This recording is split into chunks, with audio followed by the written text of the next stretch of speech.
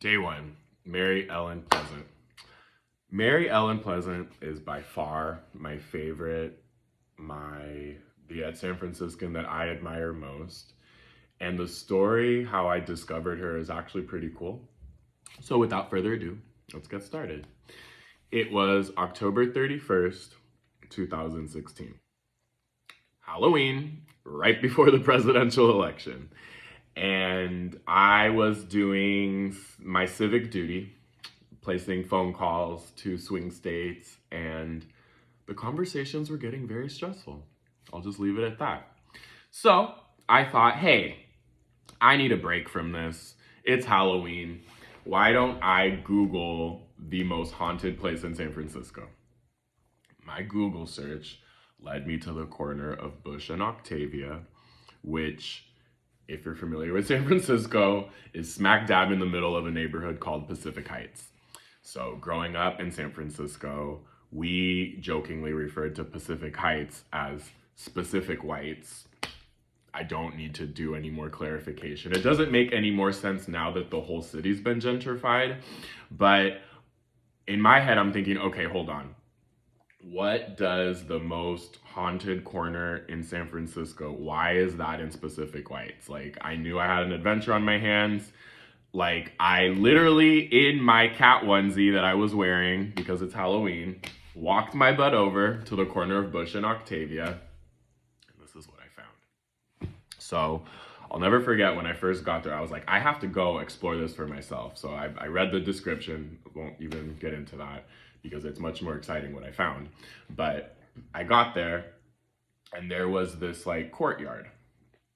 This courtyard with a building that said, private property, no trespassing. So as a tour guide, I've always asked for forgiveness, not permission. And in my head, I'm thinking, I have to see if this place is haunted or not. So I have to feel it out for myself. So I did trespass, full disclosure, a little bit into the courtyard, and then I came out. And it wasn't really the courtyard that I really felt the presence at, but there's this huge plaque right really close to the corner. And it says Mary Ellen Pleasant Memorial Park. This was what blew me away. This was what absolutely blew me away. So if I remember correctly, and maybe I'll put a picture of the plaque if I have one, but the plaque talked about this woman who lived at this site, the site that I was at, and this woman, Mary Ellen Pleasant, brought the Underground Railroad to California, lived at this site, built this big, incredible house, and this plaque was put there by the African American Historical Society of San Francisco, if I'm not mistaken. And then the 6 eucalyptus trees that were next to the plaque were also planted by this woman. So in my head, I'm thinking, holy shit. 1, how have I never heard of this person? 2, I have more than an adventure on my hands. Like, the little Google search was literally just the tip of the iceberg. So I went down into my rabbit hole. Come to find out that this was literally one of the most fascinating stories that I have ever uncovered on my time on this earth. And I don't say that lightly. So, come to find out that this woman, Mary Ellen Pleasant, there is a little bit of confusion as far as when she was born, where she came from. And some of that was her own fault because she intentionally made things a little bit confusing a little bit later on. And anyway, getting ahead of myself. But this woman, so she was either fell in love with someone. So she was born into slavery, again, Louisiana or Georgia. There's a little bit of discrepancy. She was definitely born into slavery. She either fell in love with a man who bought her freedom, or she was sold to a different guy where she had a chance to move out west. But anyway, long story short, she ended up in San Francisco where she started to get lots of housekeeping work, which meant like in the kitchens, laundry, etc. And that meant that she was able to overhear a lot of the investment decisions made by these rich San Franciscans, these people that came to San Francisco purely to strike it rich. And she started to smartly put her money into things like laundromats, dairies, what are like hostel likes, like accommodation livings.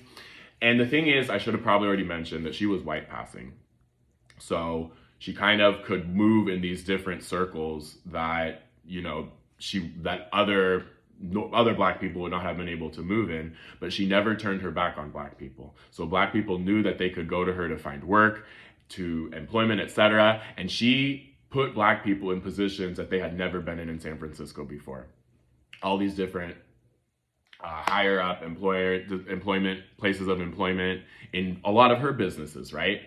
And this woman was absolutely phenomenal. Upon her deathbed, she revealed that she donated $1 million to the uprising at Harper's Ferry, which, if you're not familiar, that was one of the almost successful takeovers of a military base by a group of escaped slaves and an abolitionist. If I'm not mistaken, this took place in South Carolina. And so she funded that. At one point, became one of the largest property owners in San Francisco, okay? Which was unheard of for a black woman. For a woman, let alone a black woman. And she had a business partner. She had a white man who was her lover. And that's kind of how she was able to maneuver and navigate this. And so where did everything fall apart, and how did the corner of Bush and Octavia become known as one of the most haunted corners in San Francisco? So her business partner passed away. Of course, it was her fault. And they literally took a full page out in the newspaper, smearing her as a voodoo queen. And that's where everything fell apart. Before I end this video, I almost literally forgot the most important part of all of this. So Mary Ellen Pleasant actually sued 2 railway companies here in San Francisco for the right to ride on the bus as an African-American person. So damn near 100 years before Rosa Parks, right here in San Francisco, Mary Ellen Pleasant sued 2 different railway companies. One of the cases went all the way up to the California Supreme Court. She won. The other case was dropped when they agreed to integrate their systems. So I know I'm kind of going all over the place because I really want to do this stream of thought, and I know I don't have all the facts 100% correct, but after Abraham Lincoln signed the Emancipation Proclamation, she felt emboldened enough to come out as black, and that was part of the things that resulted in everything going downhill for her. So I thought it would only be appropriate to begin this series with the San Franciscan I admire more, and I think she deserves a lot more than a street in Nob Hill and a plaque at the former site of her place. But Mary Ellen Pleasant, I respect you, I admire you, I wish I could be more like you.